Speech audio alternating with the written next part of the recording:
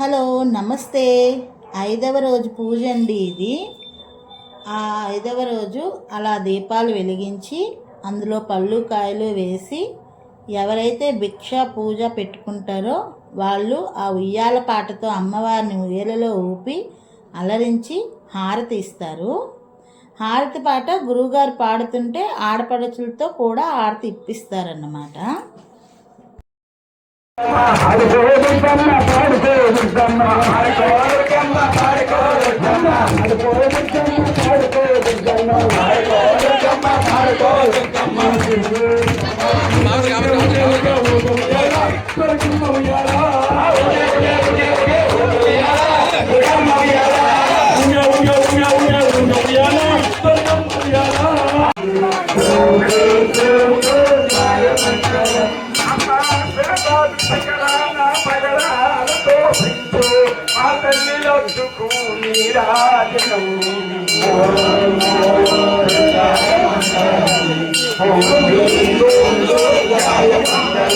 అమ్మా యోగేంద్ర హృదయాలు మ్రోగేటి మా తల్లి బాగైన అందరకు రాజనం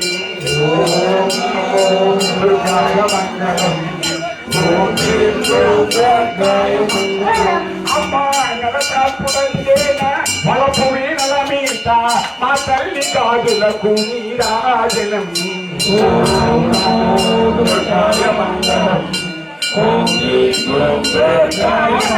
తర్వాత భజనలతో గానా భజనాలతో అమ్మవారిని అలరించి భవానీలు మాతలు అంతా నృత్య గీతాలతో అమ్మవారికి స్తుతించి కీర్తించి పూజను ముగిస్తారు.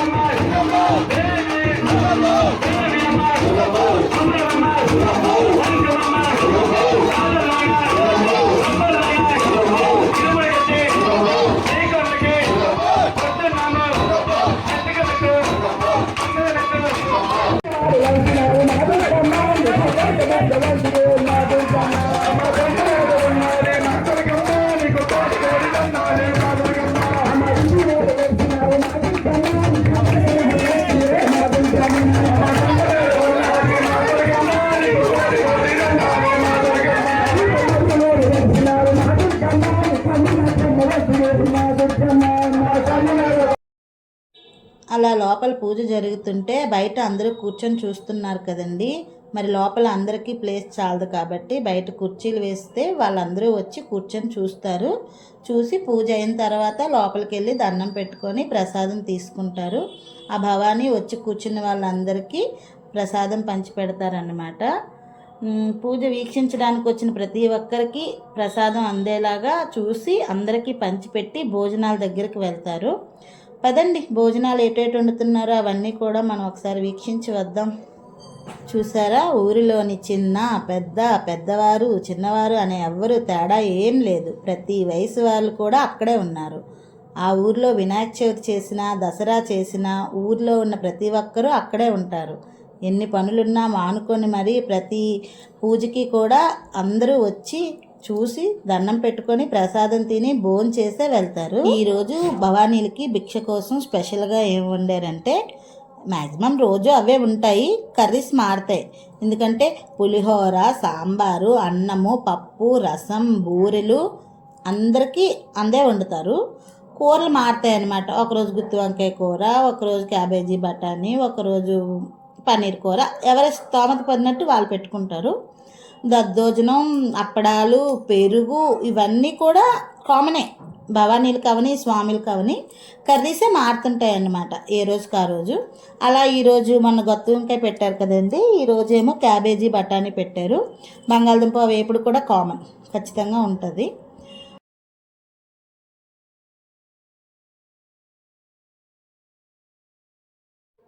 అలా అన్ని రకాల వంటలతో భవానీలందరికీ భోజనం పెట్టి కడుపు నిండా తినమని చెప్పి వడ్డిస్తారు. వడ్డించిన తర్వాత ఒక ప్రార్థన ఉంటుంది. ఆ ప్రార్థన చేసిన తర్వాత భోజనాలు మొదలు పెడతారు. ఇప్పుడు ఆ ప్రార్థన వీడియో వస్తుంది, వినండి. తృప్తిగా ఆరగించండి, కావాలంటే మళ్ళీ అడిగి తృప్తిగా ఆరగించండి.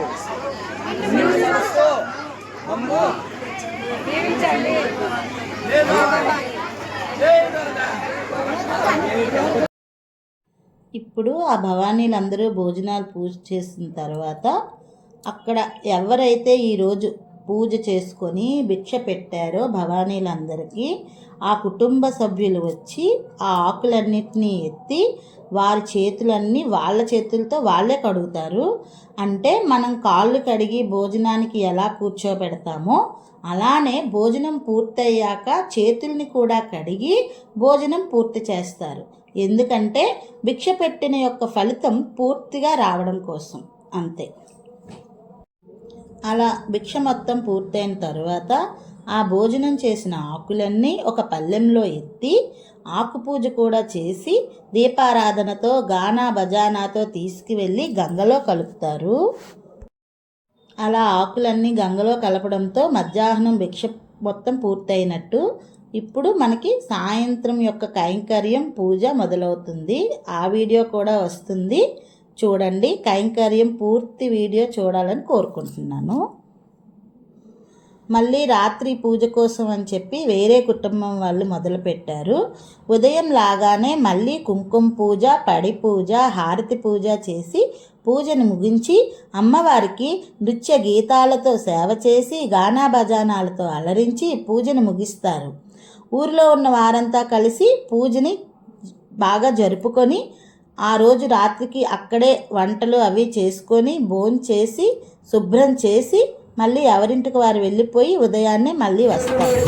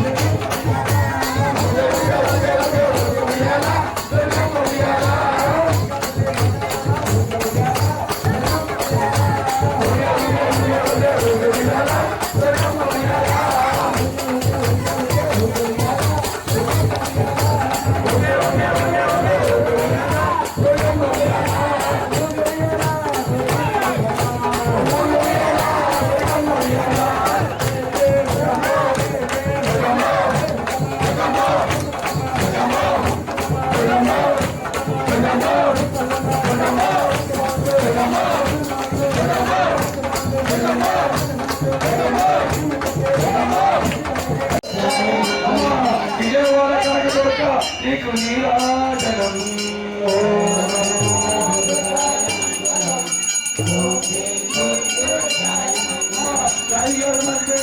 నీకు జయ మంగళం. ఓం నమో దుర్గాయ మంగళం. ఓం శ్రీ దుర్గాయ మంగళం. అమ్మ శ్రీరాజరాజేశ్వరి నీకు నీరాజనం.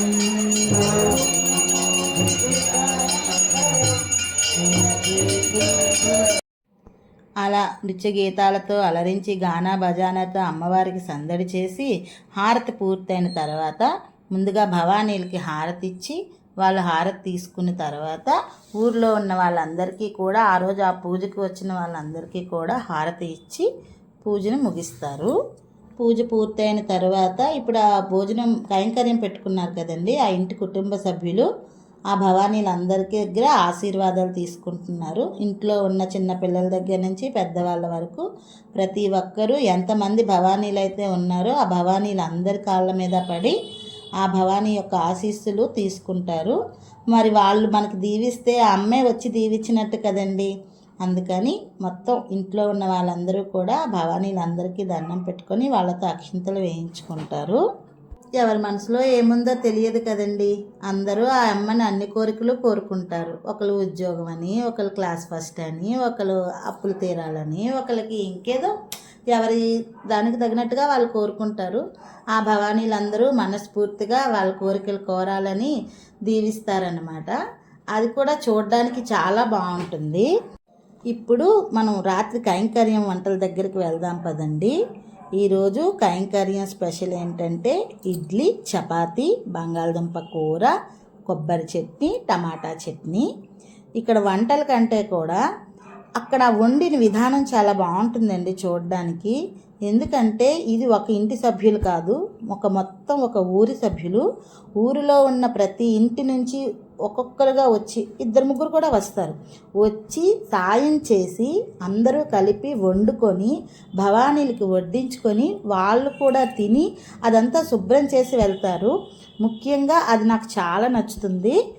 ఈ వీడియో మీకు కూడా నచ్చితే ఇంకా ఇలాంటి వీడియోలు కావాలంటే నా ఛానల్ సబ్స్క్రైబ్ చేసుకోండి. నాకు ఇంకా ఇలాంటి వీడియోలు చేసేలాగా ఎంకరేజ్ చేయండి. నా వీడియో మీకు నచ్చితే లైక్ చేయండి, షేర్ చేయండి, సబ్స్క్రైబ్ చేసుకోండి.